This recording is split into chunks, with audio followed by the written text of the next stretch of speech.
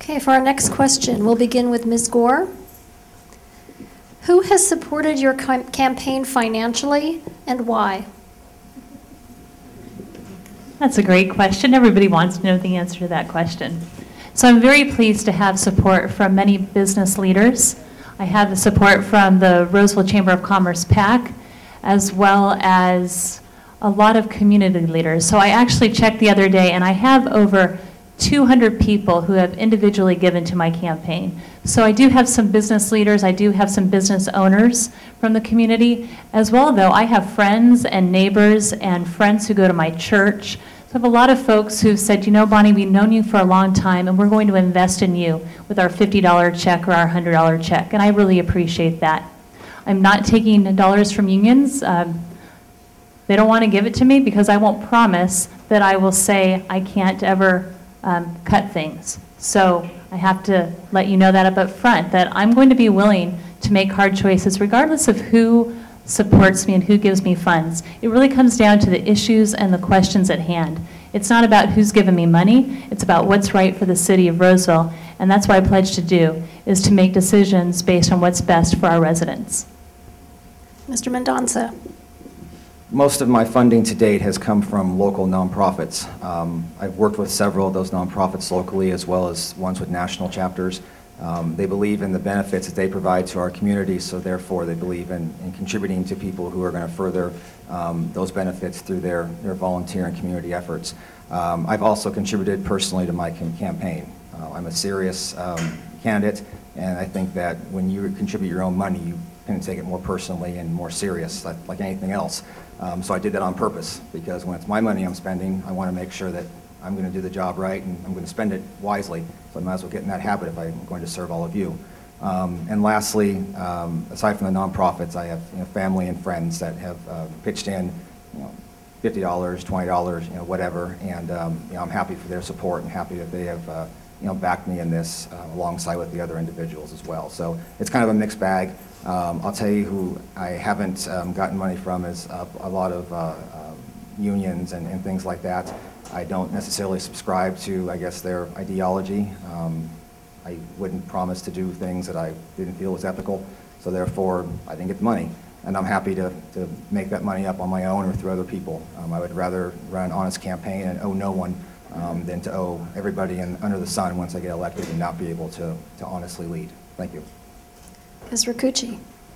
I had a variety of people who have supported me, from businesses to friends to different organizations that have donated. So I've had from $20, $50, $100, maybe $500 that have supported me, and from different groups. Most of my campaign has been grassroots. A lot of people help me. My husband has actually been my biggest ally and supporter, and so if you ever don't see him here, he's probably home helping me do something here in the campaign. But I do have the support and endorsement of the Roseville Police Department, both the sworn and the non-sworn, and the fire department, and the Local 39. One thing I didn't mention about my family, we come from a very strong police and fire family. My father was a fire chief, and my son is a fire captain. My other son is a probation officer, and also now takes care of parolees. So I definitely know what is occurring in our community and what it needs to take help.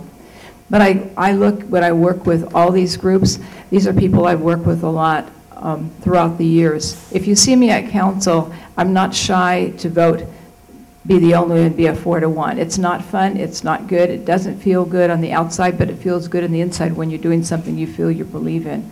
So that's how I voted, in the past, and that's how you'll see me vote in the future.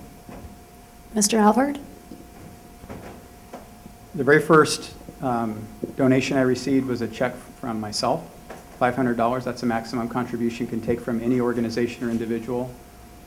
I have gone before many labor unions that the city deals with, and I have received a lot of support, and not at all because I promise to owe them anything, because I don't. I talk about the economy and I talk about ideas on how we can improve the economy, and they like what they're hearing. Because when you're improving the economy, you're solving problems. Most of my supporters are actually small businesses. We get a lot of $15, $20, $50 donations. A lot of businesses that I've helped have given back, but they're in very small amounts. We're not allowed to report, or we don't report anything under $100 specifically. It kind of gets lumped together, but I've received a lot of small donations that way. Another chunk of my supporters are businesses that donate more than that. And again, the coalition behind my campaign is a wide variety of people. A lot of people in the community and a lot of business owners, because that's who I represent. Mr. Osnick?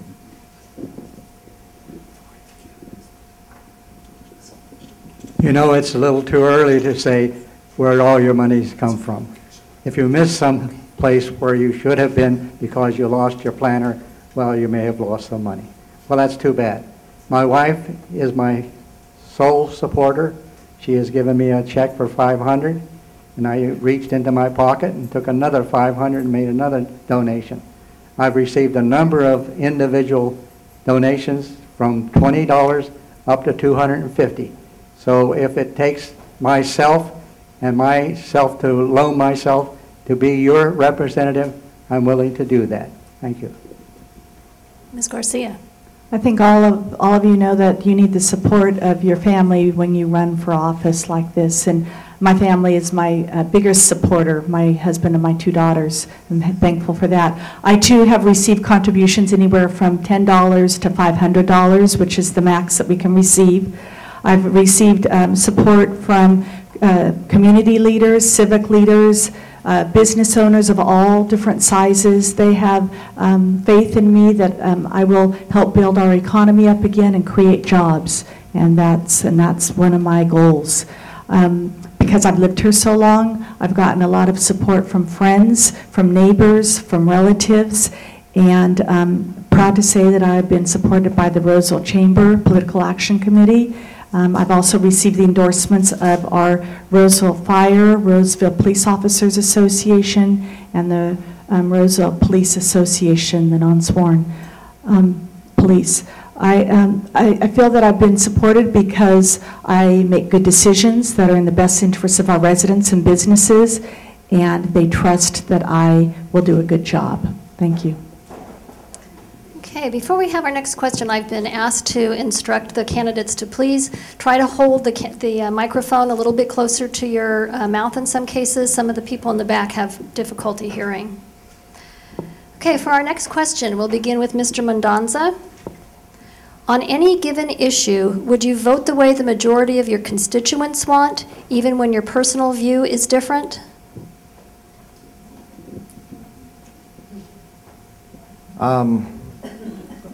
Without having an actual item in front of me, but that's a blanket statement to make. I think the best answer to that would be I would vote responsibly depending on what I would like to see. And my campaign slogan is "Our City, Your Voice," and there's a reason for that.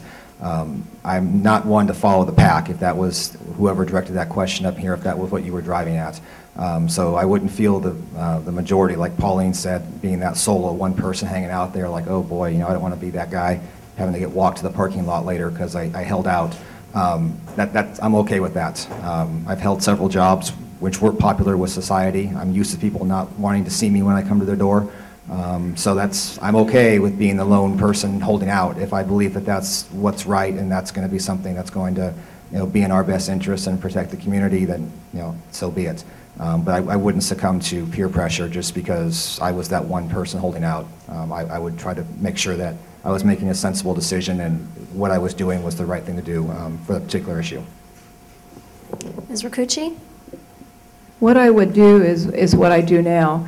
I'd read the material that I'm getting on a packet of what the issue is. I'd find out additional information.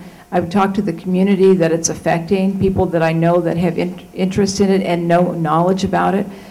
People will call about it or send me emails and give me their opinions. So I take a wide amount of information first before I make my decision. Then I get what staff feels, you know, some of the background that they have. And I think and analyze what that means. What does it mean to the community? How much does it cost? What does it do to our environment if you're talking about our water and, you know, and our electricity? So I look at how does it affect the community as a whole? What is the big picture? And what's going to happen with this issue? And especially not just today, but long range. And when I have to make some of those really tough decisions, it's not about me, it's about my community and about what's going to happen to Roseville. And that's what I have to take, to bed with me. It's like I've always said, when you wake up in the morning, the thing is, I have to look in that mirror and face myself. And that's what's important. It's about, having values and doing what you feel is right for what you people have elected me for, to make decisions for you. Mr. Alvord? After 25 years of being in the community, talking with my neighbors, and especially on this campaign trail, going door to door, talking to people, I began hearing over and over that one of the big problems, and again, we got a great city, a good city council, but they don't listen to the community. The community complains, and a lot of times it doesn't happen. When you don't really dig into the issues and don't really do your homework, when the city staff bring different measures to you to decide on each city council meeting, if you don't do your homework, the tendency is to rubber stamp it and just go along with it, and that happens a lot. When you're representing people, you have got to have connections with people that are affected by the decisions. You need to call those people and say, what do you think about this? Make sure you've got meetings in the community. You're going to the neighborhood association meetings, presenting ideas. You've got to have your pulse on the community. And you guys should not vote for anybody that doesn't do that for you. That's really important. And me as a citizen, that's how I vote. I vote for people that follow what we as a community would like to see happen.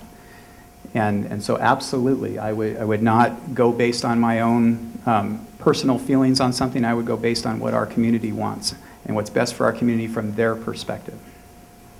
Mr. Osnick?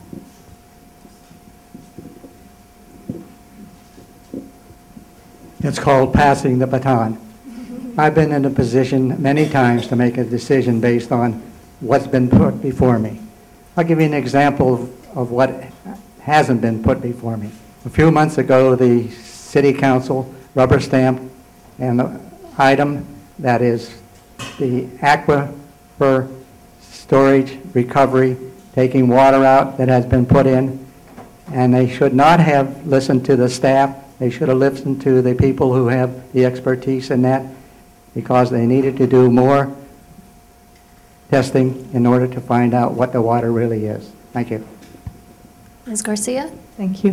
When I'm sitting on the council and struggling with the decision and listening to the constituents and we disagree, I really try to dig in, ask more questions. I even go outside of staff and try to investigate it a little bit further on my own if I just don't see eye to eye with them on something. But at the end of the day, you really have to reach right inside of your soul and decide what is going to be best for the residents and the businesses. And so then I act upon that at the end. Ms. Gore? When there are tough questions, whether it's something that would come before a council or even in my own work life, it's really, I first start with studying the issue. What is the issue? What are the concerns on both sides? Pros and cons. Ask questions. I'll certainly ask questions of both sides, because really it's about you, the residents, what's really best for the citizens of Roseville. I'll do my homework. I'll research. And then when it comes to the really tough questions, ultimately, I'm going to pray and ask for guidance, because I don't always have the best answers, but what I will do is ask for guidance on what I ultimately believe is in the best interests for our citizens, because that's really what matters. What's in the best interests for our residents? I'm not afraid to stand up and make a tough decision. I've done that in the past. I'll continue to do that. I'll make tough decisions. I'm not afraid to stand alone. But ultimately comes down to what's going to be best for all of you.